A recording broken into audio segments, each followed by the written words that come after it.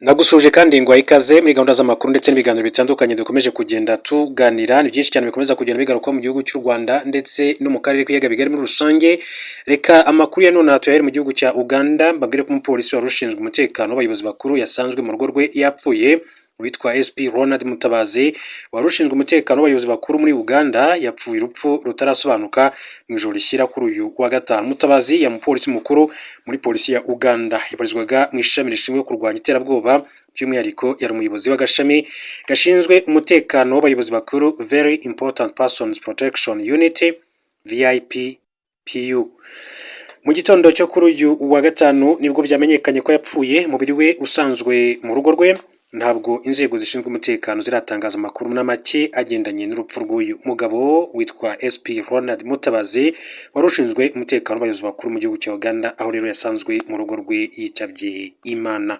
Reka tuvuge ngo Imana imwakire, hanyuma twihanganishe abaturage b'igihugu cya Uganda n'umuryango we muri rusange.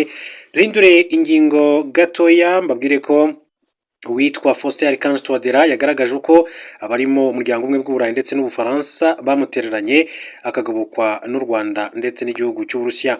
Perezida Faustin Archange Touadera wa Repubulika ya Centrafrica yagaragaje ko ubwo igihugu cye cyari mu ngorane, u Rwanda n'Uburusiya ari bo bakigobotse, mu gihe abari mu muryango umwe bw'Uburayi n'Ubufaransa barimo barebera. Faustin Archange Touadera uhatana amatora y'umukuru w'igihugu ya Centrafrica ateganyijwe mu mpera z'ukwezi gutaha k'Ukuboza yabigarutseho mu kiganiro yagiranye n'umunyamakuru witwa Marc Parlerman wa televiziyo ya France 24. Makuru avuga ko uyu mukuru w'igihugu maze igihe yotswa igitutu na leta y'Uburusiya ngo areke imikoranire n'umutwe w'abacansho Wagner wo muri kiriya gihugu, hanyuma asinyana amasezerano y'imikoranire n'undi mutwe wa Africa Corps wa leta y'Uburusiya. Touadera ubwo yabazwaga niba koko Moscow imaze igihe imwotsa igitutu, yagaragaje ko atari ko bimeze, ko ahubwo ubutegetsi bwe bumaze igihe mu biganiro n'Uburusiya nk'uko bwabigiranaga n'ikindi gihugu icyo ari cyo cyose cyagaragaza ko bibyifuza imikoranire. Yavuze ko usibye kuba Uburusiya busanzwe ari umufatanyabikorwa wa Centrafrica, bwanafashe iya mbere mu gutabara iki gihugu mu gihe amahanga yari yagitereranye mu bibazo rero cyarimo kuva mu myaka 8 ishize. Ati ndagira ngo umwibutse, ati murabizi ko muri 2017 hano muri Centrafrica umuryango umwe bw'Uburayi ari wo wari ufite inshingano zo gutoza ingabo zacu ndetse n'inzego z'umutekano. Batayo imwe yatojwe ntacyo yagombaga rero gukora, kuko inyeshyamba zari zifite igihugu, zari zasahuye mu by'ukuri intwaro zacu ndetse n'amasasu, nta kintu na kimwe cyari kigihari nk'uko yagiye abigarukaho. Yakomeje avuga ko icyo gihe Centrafrica yasabye umuryango umwe bw'Uburayi isaba ubufasha, ariko witwa Frederico Mahreni wari umuyobozi ushinzwe ububanyi n'amahanga ndetse n'umutekano muri uriya muryango akayisubiza ko amasezerano yawo atawemerera rero kuyifasha nk'uko yagiye bigarukaho. Ati nari nasabye ubufasha ibindi bihugu, ariko ati nta muntu n'umwe wagize icyo akora. Bwa nyuma na nyuma Uburusiya nibwo bwemeye kuduha intwaro.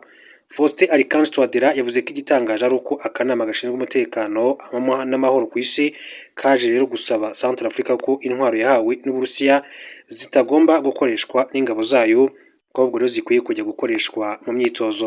Yavuze kandi ko muri 2021 ubwo inyeshyamba za CPC zari zatangiye kwigarurira imijyi itandukanye, nabwo yitabaje ibihugu bitandukanye, ariko bikarangira Uburusiya n'u Rwanda ari bo bonyine bemeye kumufasha.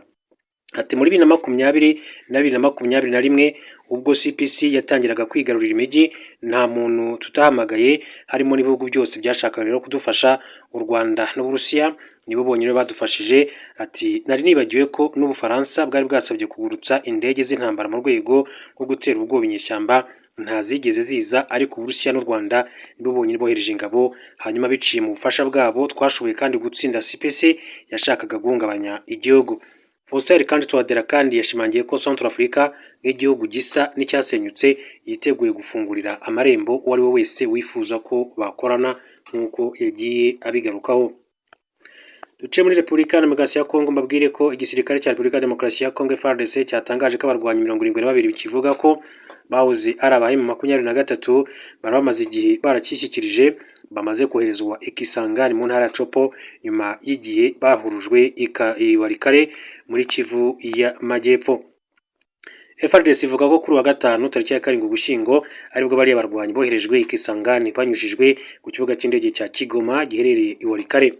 umuvugizi wa diviziyo ya 34 y'ingabo za RDC Major Dieudonné Kasereka yatangaje ko abo basirikare bahuze muri AFC 23 bafashe icyemezo cyo kuyivamo nyuma y'igitutu bashyizweho n'ingabo za leta zifatanyije na Wazalendo, dore ko impande zombi zikomeje kugaba ibitero ku birindiro by'uriya mutwe mu duce dutandukanye twa Kivu y'Amajyaruguru. Kasereka yongeyeho ko iyi ari inshuro ya gatanu abahoze ari abarwanyi boherejwe i Kisangani nyuma yo kwishyikiriza ubuyobozi bw'ingabo za leta ku bushake bwabo. FRDC kuri ubu ivuga ko bariya basirikare 72 batumye umubare wabo imaze kwakira ugera kuri 500 bamaze no koherezwa i Kisangani mu gihe cy'ukwezi kumwe. Ivuga kandi ko kuba abarwanyi ba AFC 23 bakomeje kwishyikiriza ku bwinshi bigaragaza ko igitutu gikomeje kuba cyinshi ku barwanyi ba 23 bari ku mirongo y'urugamba, nk'uko Major Dieudonné Kasereka yakomeje kubishimangira. AFC 23 ntiragira ikitangaza kubirebana nabo FARDC ivuga ko ari abarwanyi buriya mutwe bakomeje kuyishyikiriza nk'uko amakuru akomeza kugenda abivuga. Soreze makuru yacu mu gihugu cya Uganda, mbabwire ko witwa Baguma Geoffrey uzwi nka Sebabi, umwe mu bantu bazwi cyane muri Uganda, hamwe n'umugore we witwa Namande Kate bizihije isabukuru y'imyaka 22 bamaze bashyingiwe. Hanyuma rero mu gusangiza abantu urugendo rwabo rw'ubukwe, Kate Namande yavuze ko yarongowe n'uyu mugabo ubwo yari afite imyaka 18 gusa. Icyo cyemezo cye cyakurikiwe n'amarangamutima menshi ndetse n'amarushanwa y'imiryango n'inshuti. Bamwe bibazaga impamvu yahisemo no gushyingiranwa n'umugabo ufatwa nk'aho ari we mubi ku isi. Namara Kate yizeye ko Sebabi ari umugabo Imana yamuhitiyemo, kandi ubukwe bwabo bwabaye urugero rw'urukundo rurambye kuva icyo gihe. Uyu muryango wabo ubu ufite abana 10 beza, kandi Sebabi binyuze mu kugaragara ku ruhando rwa rubanda ndetse no mu bucuruzi bwe bwo gusana inkweto akomeza kubahiriza inshingano ze nk'umubyeyi. Isabukuru yabo yizihijwe ku mbuga nkoranyambaga, aho abantu benshi cyane babifurije ibyiza, bashima uburyo babashije guhangana n'ibigeragezo byose no kwerekana ko urukundo nyakuri rudashingiye ku isura nk'uko bakomeje kugenda bigarukaho. Uyu ni Sebabi rero na Amanda muri gihugu cya Uganda. Reka mbashimire mbifurize gukomeza kugira ibihe